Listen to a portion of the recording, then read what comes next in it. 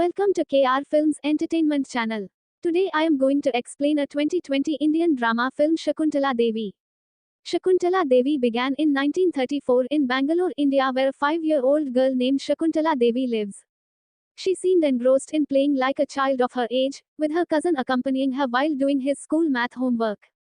But without realizing it, Shakuntala saw the math problems, and to his surprise she could solve them correctly in her head, even though they were problems with the cube root of an 8-digit number. Realizing that Shakuntala was no ordinary child, her cousin brought her to her parents and enthusiastically explained her genius to them. How can she not? She is only 5 years old and has never been to school, but she can solve complex math problems. And she did it in her head. After seeing firsthand Shakuntala's talent, her father Bishaw decided to take her to schools, where she showed her skills in front of teachers and students. He uses her talent to create a kind of math show where Shakuntala solves the teacher's complex problems, and every show always ends in success. Shakuntala got a standing ovation from the audience, while Bishaw got the money. However, when she saw other children studying and playing together at school, Shakuntala had the desire to attend school, and so she conveyed her wish to her father, but unfortunately Bishaw refuses to enroll her in school, arguing that she is already smart even without having to go to school. One afternoon, Shakuntala's mother asked her to study because she had to do math shows in 10 different places next week. But at this point Shakuntala started to rebel. She refuses to study, which irritates her mother. She even threatened that if Shakuntala continued to refuse to study, Bishaw would get angry.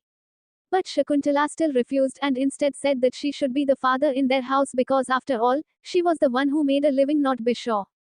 Hearing that, her mother only responded by saying that Shakuntala would feel how difficult it would be to raise a child in the future. After saying that, she entered the house without telling her to study again. Shakuntala's older sister Sharada just stood there watching the argument between Shakuntala and their mother, but when their mother left, she told Shakuntala that she was amazed by her genius. She even believed that one day Shakuntala would become a great person. Shakuntala herself hoped that would happen. She promises Sharada if she really succeeds in the future, she will take her wherever she wants, but that would never happen because one night, when Shakuntala came home from her show, she found Sharada lying dead in front of the house. Sharada had been sick for a long time, but their family didn't have the money to take her to the hospital. Shakuntala's money was only enough to meet the family's daily needs. Shakuntala, however, was too angry to remember that. She blames her parents for Sharada's death, especially her mother, who did nothing to save Sharada. For Shakuntala, a mother should do anything for her child.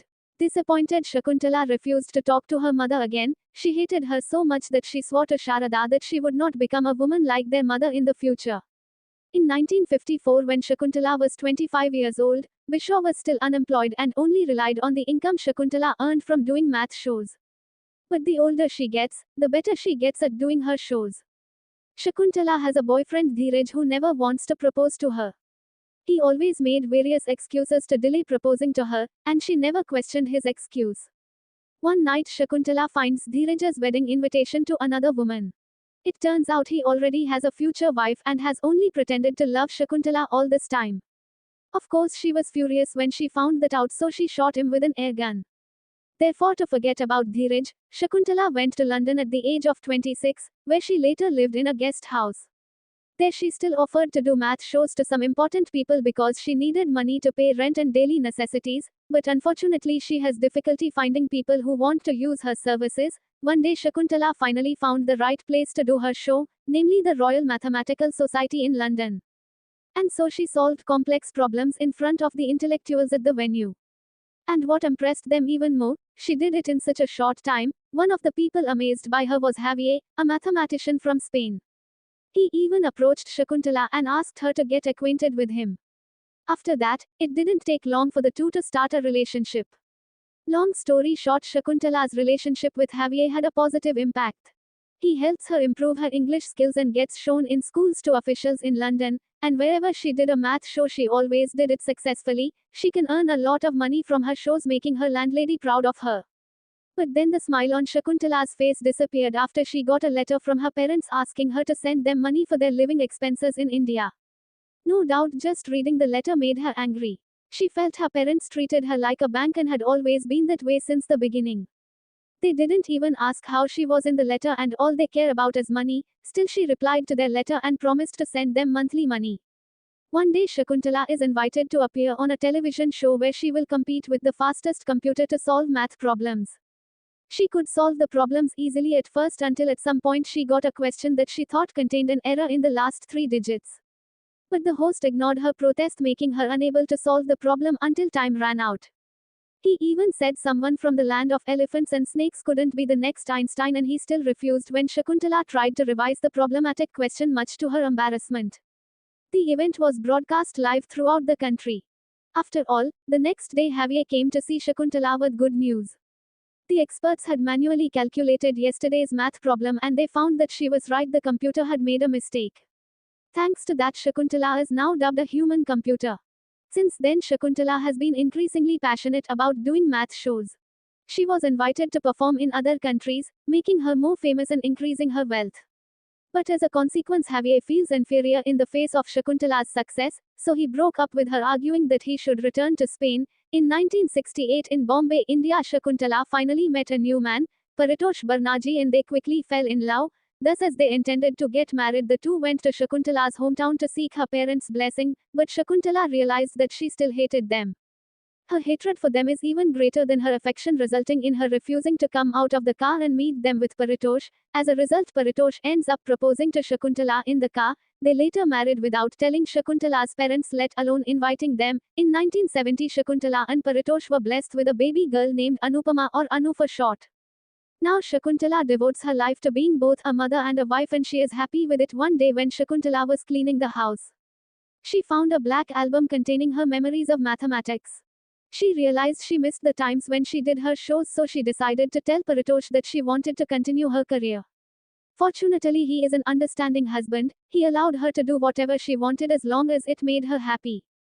A few days later, Shakuntala left the house to return to the show, leaving Anu and Paritosh home.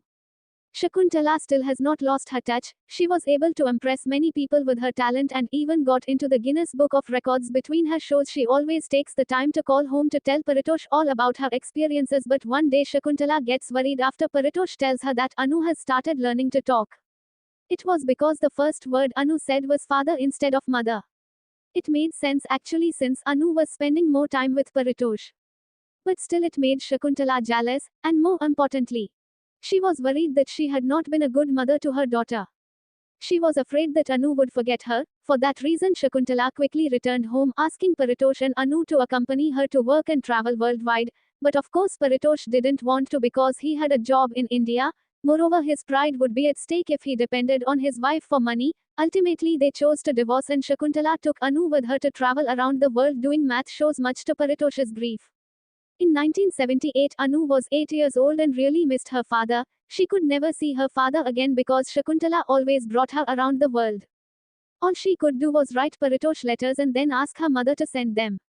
On the other hand, Shakuntala, who has now become astrological alongside a mathematician, realizes that Anu misses Paritosh. Still, she couldn't let Anu live with her father because after all, she loved her and wanted her to always be by her side. Anu, however, didn't just want to meet her father, she wants to go to school like other children her age. So far, she has only been able to do homeschooling thanks to Shakuntala, who always takes her around the world, but she was tired of it. She wants to be a normal child and attend a normal school, and her wish was in sync with Paritosh. When he finally meets Shakuntala, Paritosh demands that she send Anu to school immediately, otherwise he would file a custody case and he was sure he would win it.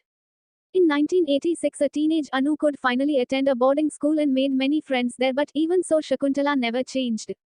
She always invites Anu to accompany her on traveling worldwide whenever she gets the chance. Anu herself really enjoys time when she attends her mother's events.